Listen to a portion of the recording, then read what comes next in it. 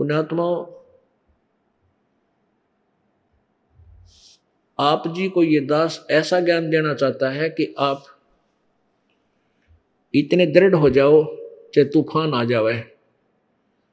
इन नकली लोग चाहे 20 मिलना आपको, चाहे 100 मिल जाए आकर के कि तुम गलत साधना कर रहे हो, आप उनकी मानो नहीं, तब आपकी भक्ति चलेगी, तब आप पार होगे।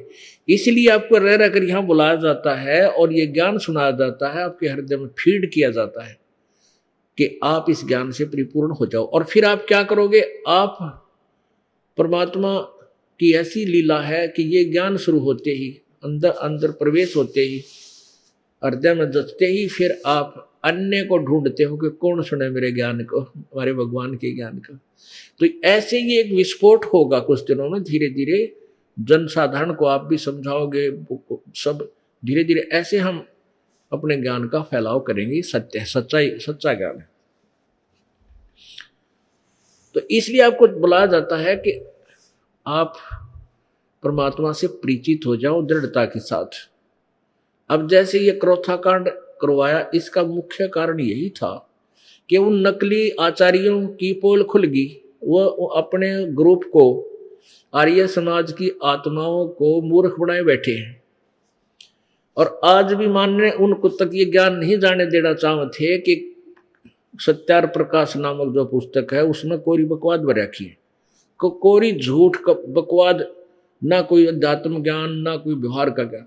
तो इस दास का उद्देश्य ये था कि जब ये सत्यार प्रकाश या कोई किसी अन्य ऋषि के अनुभव की पुस्तक उन्होंने अपना अनुभव लिखकर समाज में पेश कर दिया, इससे सिद्ध है कि उसको इतना ज्ञान था।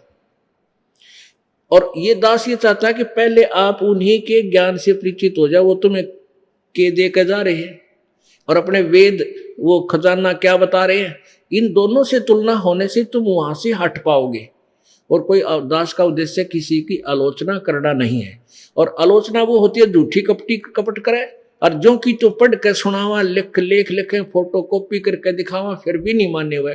तो वो थे वो नकली व्यक्ति जो समाज के शत्रु हैं। वो नहीं, उन्होंने कोई किसी से लेना देना नहीं, भगवान से ना समाज से। वो तो अपना उल्लू सीधा रखा है कि तुम्हारा पद बरकरार रहे, दुनिया को गुमराह करे। तो उन्होंने ये चाल चली थी, और जिसके कारण उसने इन्होंने मुख्यमंत्री जी भी उसी ग्रुप का बन गया। इनका बैड लक, इस मुख्यमंत्री का दुर्भाग्य कि वो इसे मौके में आ गया जब ये कुश्ती शुरू हो रही थी। ये है संतों की ज्ञान की लड़ाई, और इसने बीच में वो कबड्डी खेल दिया कि उनके बैक आए माँ के। इन झूठा ने इतना भ्रमित कर दिया उस मुख्यमंत्री जी को कि उसने इन झूठों को सच्चा मान लिया और क्रोथा कांड करा दिया।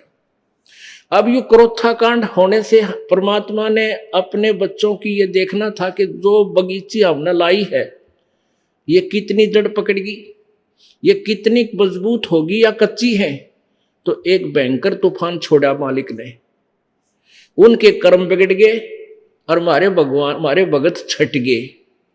यानी इतने तूफान में भी इतनी बकवाद, इतनी झूठी, अखबारों में भी, मीडिया में भी, इलेक्ट्रॉनिक मीडिया में भी इतनी झूठ बोल दी, और फिर भी हमारे भक्त टस से मस नहीं हुए और उससे अधिक बढ़कर अब उपदेश लेने आ रहे हैं। तो दास ये चाहता है कि आप इतने मजबूत हो जाओ कि किसी के तोड़े नहीं टूटे, तो फिर वो बाग फड़ा करे। उस हमारी दास की मेहनत सफल हुई। इतने बड़े भयंकर तूफान में भी एक भी टहनी भी ना टूटी मेरे बगीचे की। इस दास का, ये दास नौकर है, बगीचा उस कबीर भगवान का। आप उसके बूटे हो, पौधे हो, आप इतने मजबूत हो गए कि आप एक भी ना टूटा, बल्कि और आण लाग रहे हैं। दूर दूर तक इस तत्व ज्ञान से परिचित होकर वो पुण्यात्मा सैलाब की तरह उठकर आएंगे कुछ दिनों में, आप देख लेना।